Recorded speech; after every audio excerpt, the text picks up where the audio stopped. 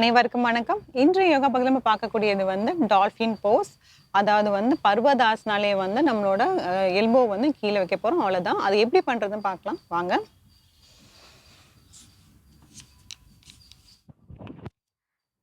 முதல்ல பர்வதாசனா பண்ணிடலாம். இந்த மாதிரி வஜ்ராசனால உட்காந்துட்டு கைகள் முன்னோக்கி இப்படி வச்சுட்டு அதுக்கப்புறமேட்டு முட்டி போட்டு பொறுமையாக காலை பின்னாடி வைக்க போகிறோம். அப்படியே உங்களோட பின்பகுதி பின்னாடி தள்ளிக்கிட்டே வரும்போதே முதுகு தண்டு கீழே நல்லா இறங்கணும்.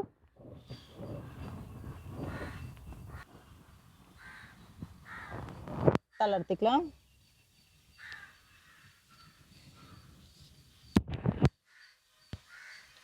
ஆழ்ந்த மூச்சு உள்ள இழுத்து வெளியே விடலாம்.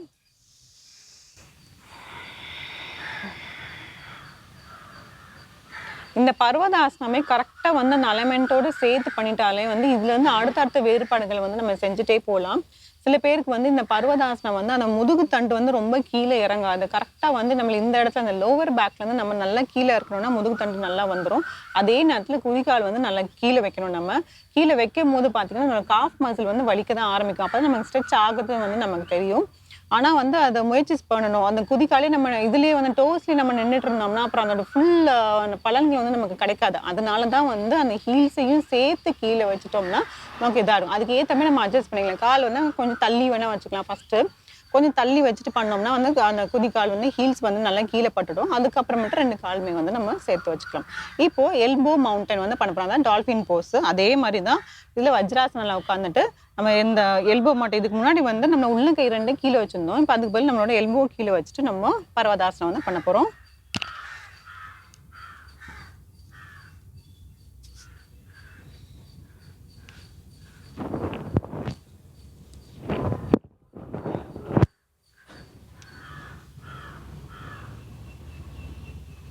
சில வினாடிகள்.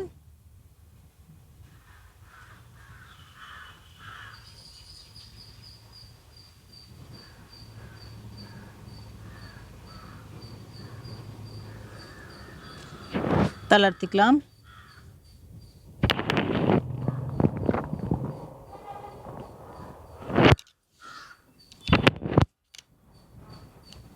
ஆழ்ந்த மூச்சு உள்ள இழுத்து வெளியே விடலாம்.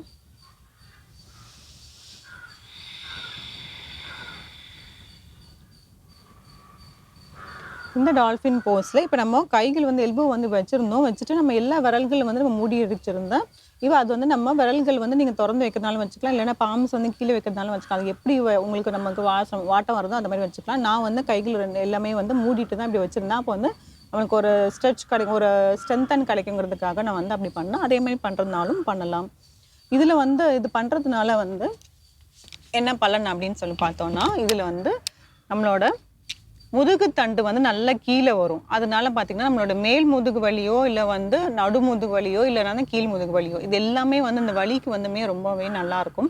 அதுக்கப்புறம் பார்த்தீங்கன்னா நம்மளோட தலை கீழ் நோக்கி இருக்கிறதுனால நம்ம தலைக்கு நல்லாவே ரத்தம் ஓட்டம் அதிகமாக போகும். அதனால பார்த்தீங்கன்னா நம்ம முகம் நல்லா பொலிவு பெறும்.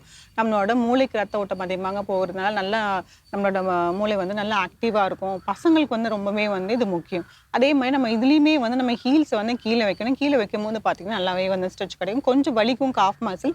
பட் ஆனால் நம்ம அதை தொடர்ந்து நம்ம செஞ்சுட்டே இருந்தால் தான் ரொம்பவே நல்லாயிருக்கும். இந்த ஆசனம் முயற்சி செஞ்சு பாருங்கள். மீண்டும் அடுத்த பகுதியில் சந்திக்கலாம்.